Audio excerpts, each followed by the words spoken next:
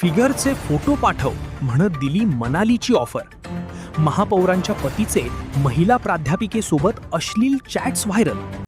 पंजाबमधील लुधियाना शहरातून एक खळबळजनक घटना समोर आली आहे. लुधियानाच्या महापौर इंदरजीत कौर यांचे पती रवी आनंद लकी यांच्यावर एका विधवा महिला प्राध्यापिकेने अश्लील मेसेज पाठवल्याचे आणि गैरवर्तन केल्याचे गंभीर आरोप केले आहेत.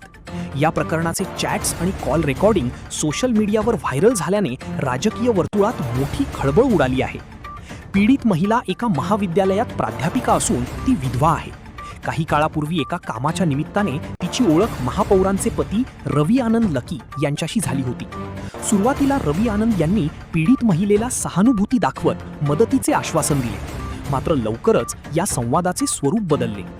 व्हायरल झालेल्या पुराव्यांनुसार रवी आनंद यांनी पीडितेला व्हॉट्सॲपवर अश्लील मेसेज पाठवण्यास सुरुवात केली. त्यांनी महिलेकडे तुझ्या फिगरचे फोटो पाठव अशी निर्लज्ज मागणी केली. इतकेच नाही तर त्यांनी तिला मनालीला फिरण्यासाठी सोबत येण्याची ऑफरही दिली. महिलेने नकार देऊनही त्यांचा त्रास थांबला नाही.